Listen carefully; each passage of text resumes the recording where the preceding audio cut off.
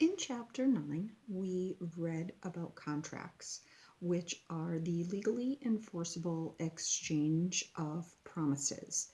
Um, Probably most likely between two parties, but in different situations, it can be within other parties as well. There are different types of contract laws, which are grounded in case or common law, and there are also statutory laws as well. The chapter really goes into the variety of different types of contracts. I never realized how many different types of contracts there really are. It's important that we know and be aware of these both personally and professionally. I think many of us have probably signed contracts, um, not really even reading the fine print. And in some of the examples that were given during the chapters that we read, it really brought to light the importance of reading even the fine print of those contracts.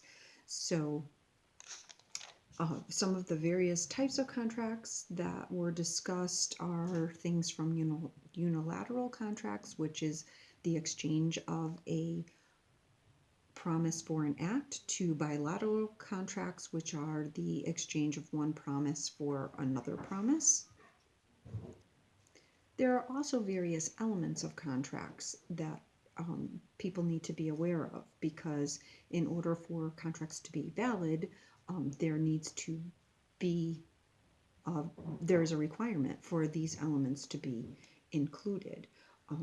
It also talked about the ability to terminate and the methods of terminating.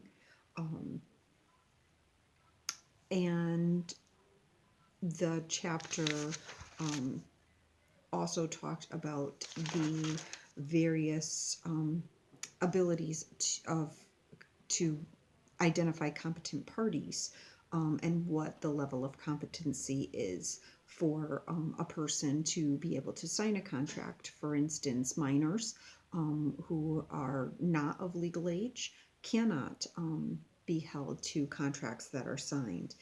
Insanity: if a person is adjudicated by a court of law to be insane, or is in fact insane, that individual is allowed to disaffirm a contract that may have been agreed to. And intoxication is another one. Then in that case, a person may not be aware of the consequences that are being included in the nature of the contract, so that person may be able to disaffirm a contract as well. There also are a variety of contract types that must be in writing, including the sale of an interest in land, paying debts of another person, something that is not performable within a year, and the sale of goods of $500 or more, and non-business contracts. Those are all things that those contracts must be in writing, not something that can be exchanged verbally between parties. As we proceeded to Chapter 10, there was information regarding the discharge or terminating of a contract, and the various things that go along with that. For instance, breach of contract, which would be the failure of one party to perform their obligations under the contract at the time the performance is due. There is the ability to discharge by mutual consent, and that may be when the parties both agree to rescind the original agreement. They can also utilize the discharge by conditions, or the impossibility of performance. So there are a variety of ways that those contracts can be discharged as well. The chapter then talked about breach of contract and the various ability for monetary or punitive damages. Something, a nominal damage, which would be a small award that's presented,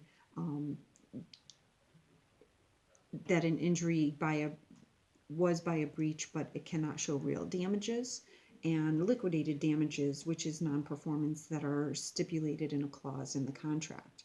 I found a number of the cases that we read throughout this chapter of interest. Particularly one that sticks out is the one about the Hallmark going after an employee who had, or prior employee who had agreed to not share the confidential information from the